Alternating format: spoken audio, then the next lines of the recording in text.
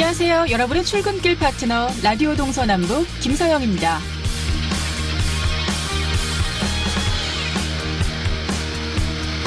청정 강원, 말 그대로 강원도는 아직 자연 환경이 잘 보존돼 있습니다. 매연을 내뿜는 공장도 거의 없고 자동차도 많지 않으며 숲이 많아 미세먼지 걱정이 상대적으로 덜한 곳이죠. 하지만 이 얘기는 강원도가 아직 개발이 덜 된 곳이라는 뜻도 됩니다. 좋은 직장도 적고 즐길 문화도 많지 않은 생활이 불편한 곳이라는 얘기죠. 게다가 미세먼지는 강원도에서 발생한 게 아니더라도 공기의 이동에 따라 강원도로 번져옵니다.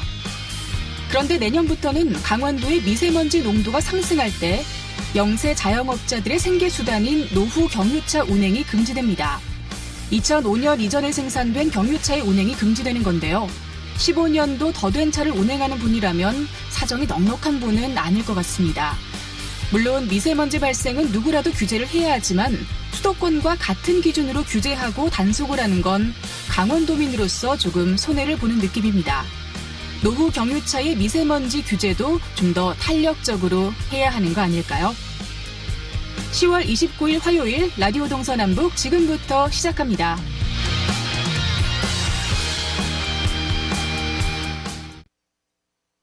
네, 라디오 동서남북 오늘도 아침 신문으로 시작합니다. 화요일의 뉴스 메신저 강원일보 윤종현 기자와 연결합니다. 안녕하십니까? 네, 안녕하세요. 네, 반가운 소식부터 들어보도록 할게요. 양양국제공항을 모기지로 하는 플라이강원이 이제 정식 항공사로 드디어 출범하게 됐다고요? 네, 맞습니다. 강원도에 따르면 플라이강원은 오늘인 29일 국토교통부로부터 정기 항공운송 사업을 위한 운항, 안전 등 모든 심사를 통과하고 운항 증명을 교부받습니다. 운항 증명은 항공사가 안전한 운항을 수행할 능력을 갖췄는지 심사 허가하는 제도인데요. 플라이강원은 조직, 인력, 시설, 장비, 운항관리, 정비관리 및 종사자 훈련 프로그램 등 국가 기준 85개 분야 3,805개 항목을 통과해 정식 항공사로 출범하게 됐습니다. 이에 플라이강원은 다음 달 20일부터 본격 운항에 들어가게 됩니다. 네, 사실 전반적으로 일정이 조금 늦춰지면서 많은 분들께서 좀 기다리고 있던 상황이었는데요. 이제 실제 운항을 한 달여 앞두고 있는 거죠. 플라이강원의 운행 노선 계획은 어떤가요? 네, 우선 운항이 시작되는 다음 달 20일 플라이강원은 양양 제주 간 주 2회 정기 노선을 신설하게 되는데요. 또 양양 김해, 양양 김포 노선을 임시로 운항해 실용성이 높은 노선에 대한 정기 노선 추가 개설도 추진됩니다. 가장 큰 관심을 모으고 있는 국제선은 연말 취항할 예정이며 첫 취항지는 대만 타이베이와 태국 방콕이 될 전망입니다. 플라이강원은 노선이 확정되면 홈페이지에 항공 운임을 20일간 공시하고 2호기, 3호기를 연이어 도입할 계획인데요. 2호기는 다음 달 16일, 3호기는 내년 1월 중순께 인수할 것으로 알려져 있습니다. 이렇게 되면 올해 2대를 시작으로 내년 7대, 2021년 9대, 2022년에는 10대를 연차적으로 도입 운영하게 되는 것인데요. 이 밖에도 취향 도시는 2022년까지 국제선 28개, 국내선 3개 등 모두 31개, 31개를 목표로 하고 있습니다. 네, 일단 다음 달 20일부터 국내 노선, 또 연말부터 국제선이 취항을 한다는 소식이군요. 그럼 앞으로 총 10대의 항공기가 운영되는 건데 경제적 파급 효과도 상당하겠죠? 네, 맞습니다. 일단 강원도는 플라이강원이 항공기 10대를 안정적으로 운영하게 되면 2022년 양양공항을 통해 204만 명이 강원도를 방문하고 지역 경제 파급 효과는 3조 4,922억 원에 달할 것으로 분석하고 있습니다. 이와 관련해 주원석 플라이강원 대표는 강원도로 오는 손님을 유치해 항공 좌석의 80%를 외국인에게 제공할 것이라며 내년 7월 이후에는 양양국제공항이 해외 관광객으로 상당히 붐빌 것이라고 말했습니다.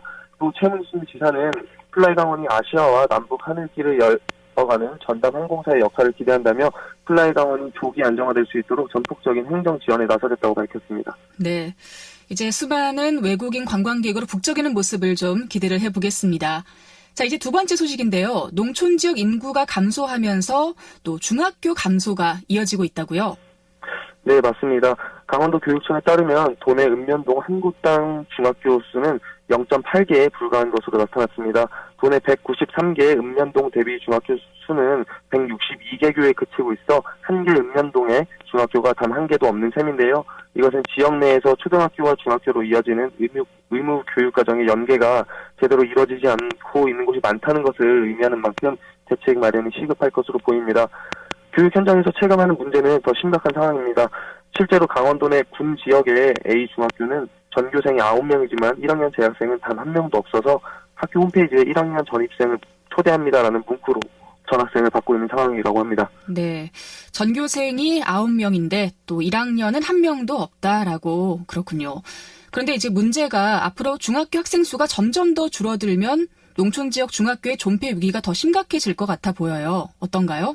네, 맞습니다. 도교육청의 2019-2024년 중장기 중학교 학생 추계에 따르면 도내 중학생 학생 수는 5년 후에는 632명이 더 감소할 전망입니다. 이에 향후 면지역 중학교의 존폐 위기는 지금보다 더 심각해질 것으로 전망되고 있습니다. 특히 지역에서 중학교가 사라질 경우 우려되는 가장 큰 문제는 지역 붕괴가 가속화될 수 있다는 점인데요. 이 때문에 최근 농어촌 지역의 작은 학교 살리기에 대안으로 초중 통합학교 운영 등이 제시되고 있으며 도내에서도 현재 추진 중에 있습니다. 이현명 강원도 교육연구원의 연구위원은 이와 관련해서 중학교가 사라질 경우 가장 중요한 초중고교의 교육과정 연계가 제대로 이루어지지 않아 학생들의 대도시 유출 가능성이 커질 수밖에 없다며 지역 교육을 살리는 차원으로 중학교를 유치해 나갈 수 있는 정책이 필요하다고 말했습니다. 네. 학생 수를 유지하고 또 새롭게 유입할 수 있는 정책을 빨리 마련할 수 있길 바랍니다. 자, 오늘 아침신문 마지막 소식은 김장철을 맞아서 올해 김장 비용이 지난해보다 비쌀 거라는 전망을 가지고 오셨네요. 네, 맞습니다. 속상하게도 올해 11월 김장철을 앞두고 배추 가격이 폭등하고 있습니다. 주 재료인 배추 가격 상승에 김장 비용 역시 덩달아 뛸 것으로 예측이 되면서 도민들의 시름이 벌써부터 깊어지고 있습니다.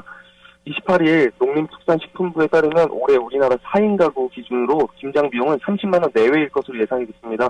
이는 지난해 김장 비용 27만 원보다 10%가량 상승한 가격입니다. 그렇군요. 아무래도 이번 가을 태풍이 좀 연달아 왔었잖아요. 그게 이제 배추 가격이 뛰게 한 원인이었을까요? 네, 맞습니다. 농식품부는 올 김장 비용 상승의 주된 원인으로 김장 배추, 무, 생육 시기에 태풍 피해가 집중된 점을 가장 큰 영향 요인으로 꼽았는데요. 실제로 2016년에도 가을 태풍 차바의 영향으로 가을 배추 생산량이 청년 대비 28% 감소하면서 김장 비용이 1년 전보다 26%가량 올랐던 점을 감안하면 충분히 연관성이 있는 분석으로 파악이 됩니다. 한편 정부는 김장철 물가 안정에 나서기도 했는데요. 이날 농림축산식품부는 김장 채소 수급 안정 대책을 발표하고 품목별 수급 상황을 감안한 공급 확대로 수급 안정을 도모하기로 했습니다. 특히 배추와 무를 각각 7,000톤, 4,000톤 가량 비축해 수급 여건에 따라 탄력적으로 방출할 계획이라고 합니다. 네. 자, 오늘 소식 잘 들었습니다. 아침신문 강원일보 윤종현 기자와 함께했습니다. 고맙습니다. 네, 감사합니다.